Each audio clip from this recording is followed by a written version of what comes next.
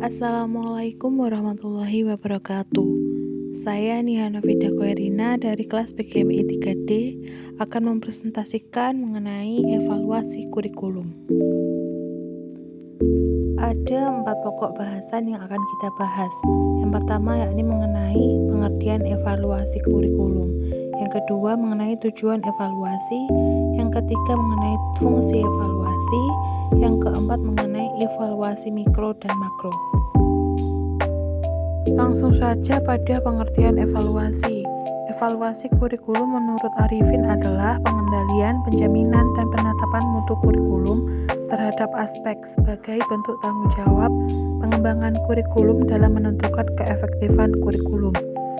Jadi, evaluasi kurikulum adalah proses penerapan prosedur ilmiah yang sistematis tentang manfaat, kesesuaian, efektivitas, dan efisien dari kurikulum yang telah diterapkan atau dijalankan. Selanjutnya, mengenai tujuan evaluasi kurikulum. Yang pertama yaitu untuk mengumpulkan, menganalisis, dan menyajikan data untuk bahan penentuan keputusan mengenai kurikulum apakah akan direvisi atau diganti. Yang kedua yaitu untuk mengetahui sejauh mana kelemahan atau keuntungan dari kurikulum yang dikembangkan atau yang telah ditetapkan.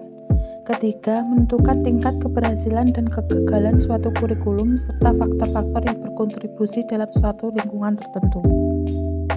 Berikutnya mengenai fungsi evaluasi. Terdapat 6 fungsi evaluasi, yaitu yang pertama sebagai umpan balik bagi peserta didik.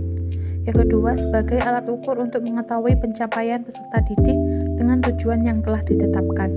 Ketiga, memberikan informasi dan acuan untuk mengembangkan program kurikulum.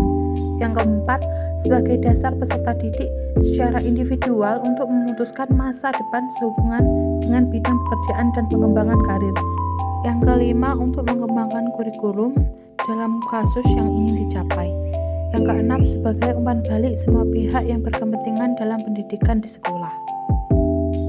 Yang terakhir mengenai evaluasi mikro dan evaluasi makro. Evaluasi di bidang pendidikan ada yang bersifat makro dan juga ada yang bersifat mikro.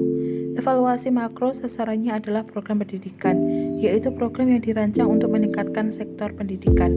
Sedangkan evaluasi mikro sering digunakan di tingkat kelas, terutama untuk menentukan prestasi pembelajaran peserta didik. Prestasi belajar ini tidak hanya kognitif, tetapi juga mencakup semua potensi yang ada pada siswa.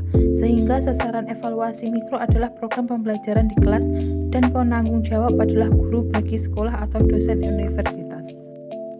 Sekian yang dapat saya sampaikan. Apabila ada kesalahan dan kekurangan, saya mohon maaf. Terima kasih. Wassalamualaikum warahmatullahi wabarakatuh.